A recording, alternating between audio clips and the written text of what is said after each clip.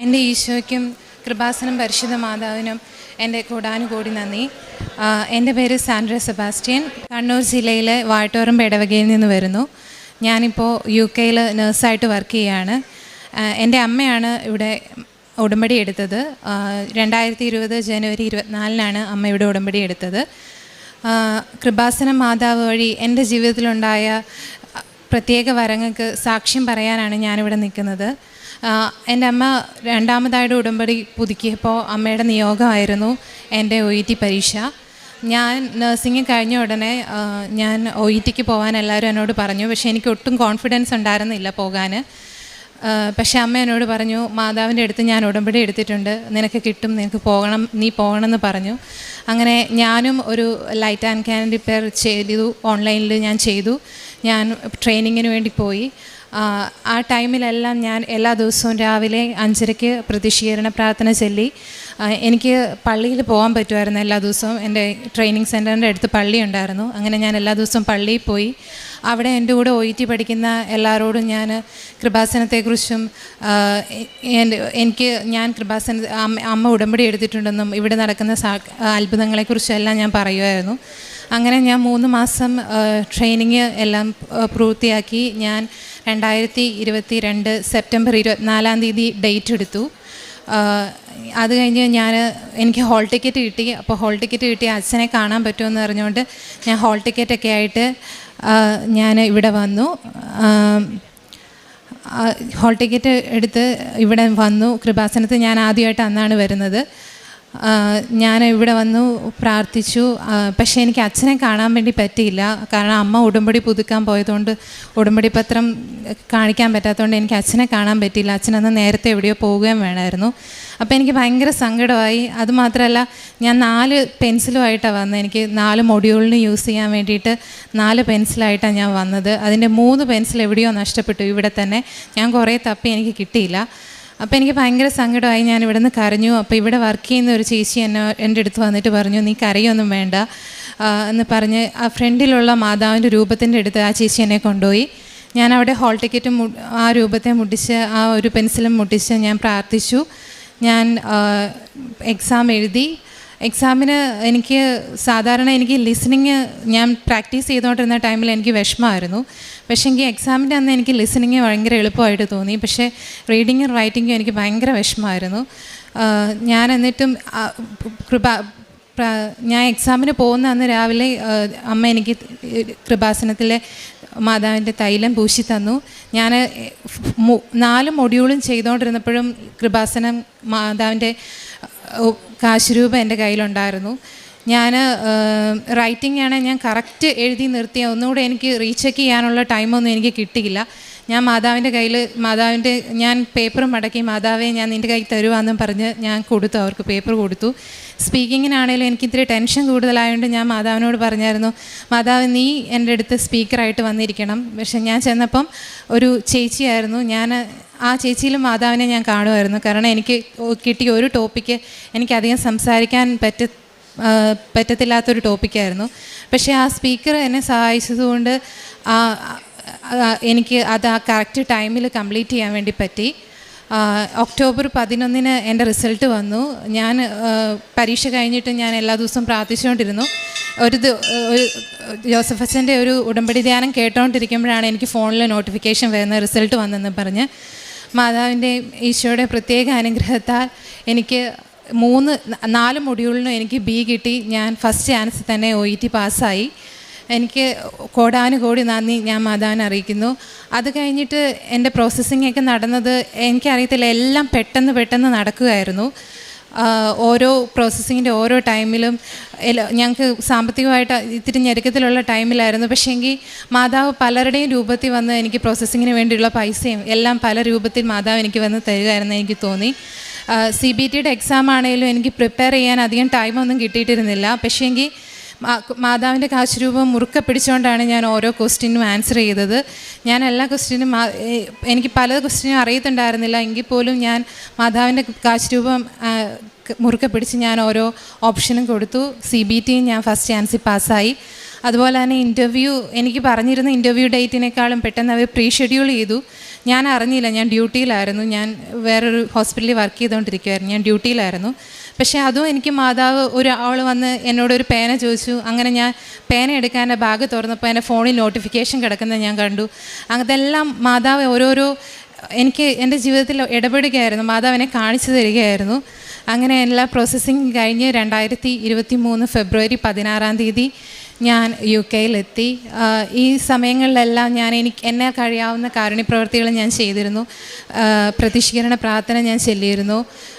മാതാവിൻ്റെ എനിക്കറിയാവുന്നവരോടും എൻ്റെ ഫ്രണ്ട്സിനോടും എല്ലാവരോടും ഞാൻ പറയുമായിരുന്നു, നിങ്ങൾ ഇവിടെ വന്ന് പ്രാർത്ഥിക്കുക, ഇവിടെ വന്ന് ഉടമ്പടി എടുത്താൽ എനിക്ക് കിട്ടും, എനിക്ക് കിട്ടിയതാണെന്ന് പറഞ്ഞ് ഞാൻ എല്ലാവരോടും പറയുമായിരുന്നു. ഞാൻ UK ചെന്നതിന് ശേഷവും എൻ്റെ കൂടെ ഉണ്ടായിരുന്ന കൊളീഗ്സിനോടും എൻ്റെ കൂടെ താമസിക്കുന്നവരോടും ഒക്കെ ഞാൻ എൻ്റെ കഥ പറഞ്ഞ് കൃപാസനം മാതാവിൻ്റെ ശക്തി ഞാൻ അവരിലൊക്കെല്ലാം പറഞ്ഞു കൊടുത്തിരുന്നു.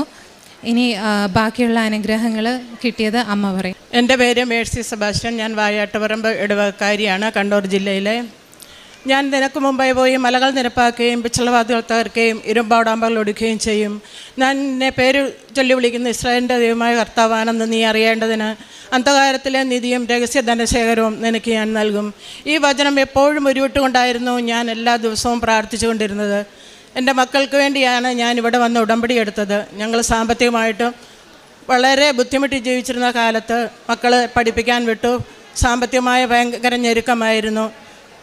മൂത്ത മകൾ OIT പഠിച്ചു, അവൾ പാസ്സായി. അവളുടെ സാക്ഷ്യം അവൾ തന്നെ പറയുന്നതാണ്. ഇത് രണ്ടാമത്തെ മകളാണ്. രണ്ടാമത്തെ ഉടമ്പടിയിലാണ് ഈ രണ്ടാമത്തെ മകൾക്ക് വേണ്ടി ഞാൻ ഇവിടെ നിയോഗം വെച്ചത്. അവളും ബസ് സ്റ്റാൻഡിൽ പാസ്സായി. തിരുക്കുമാരനും പരിശുദ്ധ അമ്മയ്ക്കും കോടാനുകോടി നന്ദി. ഞങ്ങൾക്ക് ഒരു വീടില്ലായിരുന്നു, അതാണ് എനിക്ക് പറയാനുള്ള സാക്ഷ്യം. ഞങ്ങളൊരു ചെറിയ വീട്ടിലായിരുന്നു താമസിച്ചുകൊണ്ടിരുന്നത്. ഞങ്ങൾ 3 മക്കളും അപ്പനും അമ്മയും. ഞങ്ങളുടെ വീട് തീരെ വീണ് പോകാറായിരുന്ന സമയത്ത് ഞങ്ങളൊരു വാടക വീട്ടിലേക്ക് മാറി. അവിടെ നിന്നുകൊണ്ട് ഞങ്ങൾ ബാക്കിയുള്ള കാര്യങ്ങളെല്ലാം നീക്കി. ഇവിടെ വന്ന് അതിന് ശേഷമാണ് ഞാനിങ്ങനെ ശരിക്കും ഞങ്ങൾ ആദ്യം നിന്ന വീട്ടിൽ നിന്ന് എനിക്ക് പ്രാർത്ഥിക്കാനൊന്നും അത്ര പറ്റുന്നില്ലായിരുന്നു. ഞങ്ങൾ വാടക വീട്ടിലേക്ക് മാറി. അവിടെ വന്ന് എനിക്ക് പ്രാർത്ഥിക്കാനുള്ള അനുഗ്രഹം കിട്ടി. ഞാനൊരു നിത്യാരാധന ചാപ്പലിൽ എല്ലാ ആദ്യ വെള്ളിയാഴ്ചയും പോയി 9 ദിവസം അവിടെ പോയി ജപമാല ചൊല്ലി ആരാധന കൂടി പ്രാർത്ഥിച്ചു. 9ാമത്തെ വെള്ളിയാഴ്ച ഞാൻ പുറത്തിറങ്ങുമ്പോൾ ഒരു ചേച്ചി എന്നോട് ചോദിച്ചു, കൃപാസനത്തിൽ പോയിട്ടുണ്ടോ, കൃപാസന മാതാവിനെക്കുറിച്ച് അറിയാമോ എന്ന് ചോദിച്ചു. എനിക്കറിയത്തില്ലായിരുന്നു കൃപാസനത്തെക്കുറിച്ച്. ഞാൻ പറഞ്ഞു എനിക്കറിയത്തില്ല, ഞാനൊരു നമ്പർ തരാം, ഈ നമ്പറിൽ വിളിച്ചാൽ നിങ്ങൾക്ക് അവിടെ പോകാൻ പറ്റുമെന്ന് പറഞ്ഞു. എനിക്കൊരു നമ്പർ തന്നു. ഞാൻ ആ നമ്പറിൽ വിളിച്ച് ഇവിടെ എത്തി. ആദ്യമായി ഉടമ്പടി എടുത്തു. ഞാൻ 6 നിയോഗങ്ങൾ വെച്ചു. 6 നിയോഗവും എനിക്ക് അമ്മ മാതാവ് സാധിച്ചു തന്നു. ഞങ്ങൾക്കൊരു വീട് പണിയാനുള്ള സാമ്പത്തികമൊന്നുമില്ല. വെറും 0-യിൽ നിന്ന് ഞങ്ങൾ ഇപ്പോൾ 2 നിലയുള്ള 4 ബെഡ്റൂമുകളോടുള്ള ഒരു വീട് പണിതു. അതും 21 സെൻറ്റ് സ്ഥലം മേടിച്ചാണ് ഞങ്ങൾ വീട് പണിതത്. അത് ഞങ്ങളുടെ ഒരു കഴിവുകൊണ്ടുമല്ല, പരിശുദ്ധ അമ്മ ഞങ്ങളുടെ ജീവിതത്തിൽ ഇടപെട്ട് തിരുക്കുമാരൻ വഴി ഞങ്ങൾക്ക് നന്ന അനുഗ്രഹമാണ്. പിന്നെ ഞാൻ ഉടമ്പടി തൈലം ഉപയോഗിച്ച് എനിക്ക് രോഗസൗഖ്യമുണ്ടായി. എൻ്റെ ഭർത്താവിൻ്റെ തലയിൽ ഇങ്ങനെ പുറ്റ് പോലെ അരിമ്പാറ പോലെ ഇങ്ങനെ പൊങ്ങി നിൽക്കുമായിരുന്നു. ഉടമ്പടി തൈലം വിശ്വാസ പ്രമാണം ചൊല്ലി പ്രാർത്ഥിച്ച് തേച്ചതിൻ്റെ ഫലമായി ആ രോഗം പരിപൂർണമായി മാറി. അതുപോലെ തന്നെ എനിക്ക് 2023 ഒരു ആക്സിഡൻ്റ് ഉണ്ടായി. സ്കൂട്ടിയെ യാത്ര ചെയ്യുന്ന സമയത്ത് സ്കൂട്ടിയുടെ ടയർ പൊട്ടി ഞാൻ വഴിയിലേക്ക് വീണു. എൻ്റെ കാലിൻ്റെ മുട്ട് ചെന്നിടിച്ച് മുട്ട് ഫ്രാക്ചറായി. ഹോസ്പിറ്റലിൽ ചെന്ന് MRI എടുത്തപ്പോൾ അവർ പറഞ്ഞത് മുട്ടിന് ഓപ്പറേഷൻ ചെയ്യണം, അത് ഓപ്പറേഷൻ ചെയ്ത് നോക്കിയാലേ എന്തോരം ഉണ്ടെന്ന് അറിയത്തുള്ളൂ, അല്ല ചിലപ്പോൾ മുട്ട് മാറ്റി വെക്കേണ്ടി വരും എന്നൊക്കെ പറഞ്ഞു. ഞാൻ തിരിച്ചു വന്ന് അമ്മയുടെ ഉടമ്പടി തൈലം എടുത്ത് പുരട്ടി. അന്ന് എൻ്റെ കയ്യിൽ ഉടമ്പടി തൈലമില്ല, എൻ്റെ ഉടമ്പടി തൈലം തീർന്നു പോയായിരുന്നു.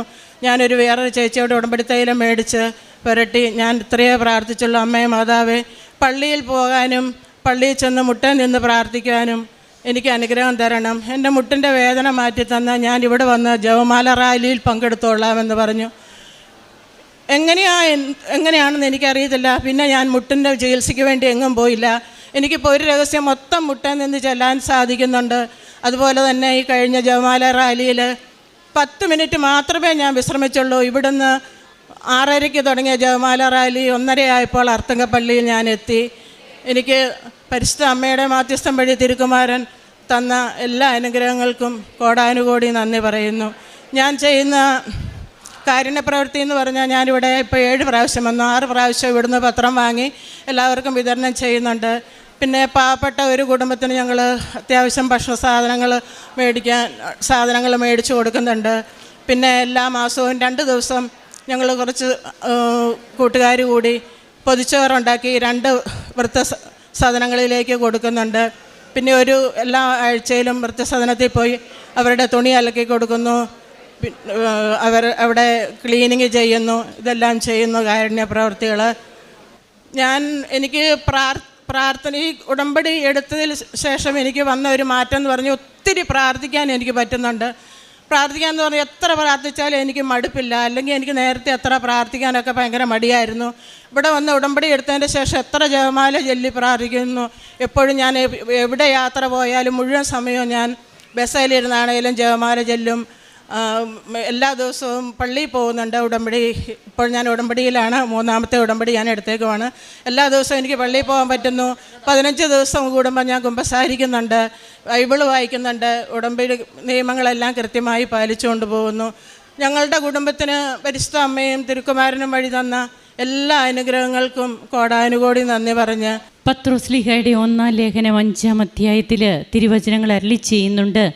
ദൈവത്തിൻ്റെ ശക്തമായ കരത്തിൻ കീഴിൽ നിങ്ങൾ താഴ്മയോടെ നിൽക്കുവിൻ, തക്ക സമയത്ത് അവിടുന്ന് നിങ്ങളെ ഉയർത്തിക്കൊള്ളും. കർത്താവിൻ്റെ തക്ക സമയം അത് ഉടമ്പടിയുടെ അനുഭവമായിട്ട് ഓരോ കുടുംബത്തിലേക്കും കടന്നു വരുന്നതിൻ്റെ അനുഭവങ്ങളാണ് നമ്മുടെ മുൻപിൽ നാം കേട്ടുകൊണ്ടിരിക്കുന്ന അനുഭവ സാക്ഷ്യങ്ങൾ. അമ്മയും മകളും, അമ്മയുടെ ഉടമ്പടിയിലൂടെ ആ മകളും പിന്നെ ഉടമ്പടി ജീവിതം തന്നെ അമ്മയോട് ചേർന്ന് നയിക്കുന്നു. അങ്ങനെ തൻ്റെ OETയും അതിനോടനുബന്ധമായിട്ടുള്ള എക്സാം, അതിനുശേഷം താൻ UK പോകുന്നതും അവിടെ തനിക്ക് ജോലി ലഭിച്ചതും ഓരോ കാര്യത്തിലും ഉടമ്പടി എങ്ങനെയാണ്, അതായത് ഉടമ്പടി നേർച്ച വസ്തുക്കളൊക്കെ ഉപയോഗിച്ചു, ഉടമ്പടി കാശ് രൂപവും കൊണ്ടാണ് താൻ എല്ലാ കാര്യത്തിനും ഇറങ്ങിയത്. അവിടെ തൻ്റെ പരീക്ഷയുടെ ഓരോ മോഡ്യൂൾസിൻ്റെ കാര്യങ്ങളും ഇൻ്റർവ്യൂസിൻ്റെ ഒക്കെ എല്ലാ കാര്യങ്ങളും പറയുന്നുണ്ട്. അതുപോലെ പരിശുദ്ധ അമ്മ പല വ്യക്തികളുടെ രൂപത്തിലായി ഞങ്ങളുടെ കുടുംബത്തിലേക്ക് കടന്നു വന്നു. ഞങ്ങൾക്ക് ഈ മകൾക്ക് പോകുവാനുള്ള പൈസയും അങ്ങനെ സാമ്പത്തികമായിട്ടും തങ്ങൾക്ക് ഒന്നുമില്ലാതിരുന്ന ഒരവസ്ഥയിൽ നിന്ന് ഇന്ന് ഈ മകളുടെ ജോലിയും അതോടൊപ്പം തന്നെ തങ്ങളുടെ വീടും തങ്ങൾക്ക് അങ്ങനെ ഒരു നല്ല ഭവനം ഇല്ലാത്തതിൻ്റെ ബുദ്ധിമുട്ട്, അതിൽ നിന്നൊക്കെ 1 വർഷത്തിനുള്ളിൽ തന്നെ ഉടമ്പടി എടുത്തതിന് ശേഷം ഏറ്റവും ബെസ്റ്റായിട്ടുള്ള കാര്യങ്ങളാണ് തങ്ങളുടെ കുടുംബത്തിലേക്ക് പരിശുദ്ധ അമ്മയുടെ മധ്യസ്ഥതയിലൂടെ ഈശോ ചൊരിഞ്ഞിട്ടുള്ളത് എന്നുള്ളതാണ് ഈ കുടുംബം ഇവിടെ ഇപ്പോൾ സാക്ഷ്യപ്പെടുത്തുമ്പോൾ നമ്മോട് പറയുന്നത്.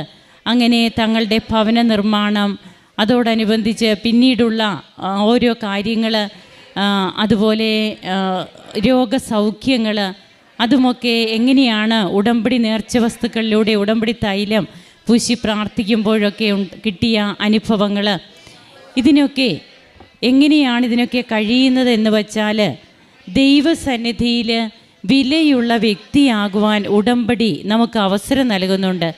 എങ്ങനെയാണ് വിലയുള്ള വ്യക്തികളാവുക? ഇവിടെ പറയുന്ന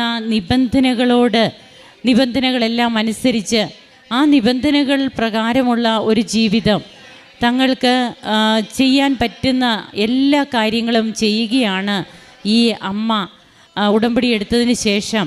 അങ്ങനെ താൻ എന്തൊക്കെ കാര്യങ്ങളാണ് ചെയ്യുന്നത്, കാരുണ്യ പ്രവർത്തനങ്ങൾ വഴിയായിട്ട്, അതുപോലെ കൃപാസന പത്രം കൊടുക്കുന്നതിന്, തൻ്റെ പ്രാർത്ഥനാ ജീവിതം ഇവിടെ വന്നതിന് ശേഷം എത്രമാത്രം അഭിവൃദ്ധിപ്പെട്ടു. നാം ആരും പ്രാർത്ഥിക്കാത്ത വ്യക്തികളല്ല, എന്നാൽ ഉടമ്പടി എടുക്കുന്നതിലൂടെ പിന്നീട് നമുക്ക് കിട്ടുന്ന ആ ഒരു ആത്മീയമായിട്ടുള്ള ഒരു ഉണർവും ഒരു ബന്ധവും, അത് പിന്നെ നമ്മുടെ ജീവിതത്തിൽ നിന്ന് ഒരിക്കലും നമ്മെ കൈവിട്ടു പോകാത്ത രീതിയിൽ അത്രയേറെ നമുക്ക് ഹൃദിസ്ഥമാവുകയാണ് ആ കർത്താവിനോടുള്ള ബന്ധം. അങ്ങനെ ഇന്ന് കുടുംബം ഒന്നിച്ച് തൻ്റെ നിയോഗങ്ങളെല്ലാം സാധ്യമായി എന്ന് തന്നെയാണ് ഈ കുടുംബം ഇവിടെ സാക്ഷ്യപ്പെടുത്തുന്നത്. അപ്പോൾ ഈ ഒരു കുറച്ച് നിയോഗങ്ങൾ സാധിച്ചു എന്നുള്ളത് മാത്രമല്ല, ആത്മീയ ജീവിതത്തിലൂടെ ദൈവത്തിലേക്ക് കൂടുതൽ അടുക്കുവാൻ തങ്ങൾക്ക് എങ്ങനെ കഴിഞ്ഞു. തങ്ങളെ നോക്കുന്നവരൊക്കെ ഇന്ന് അത്ഭുതപ്പെടുകയാണ്, ഇതിവർക്ക് ഇന്ന് എങ്ങനെ സാധ്യമായി എന്ന്.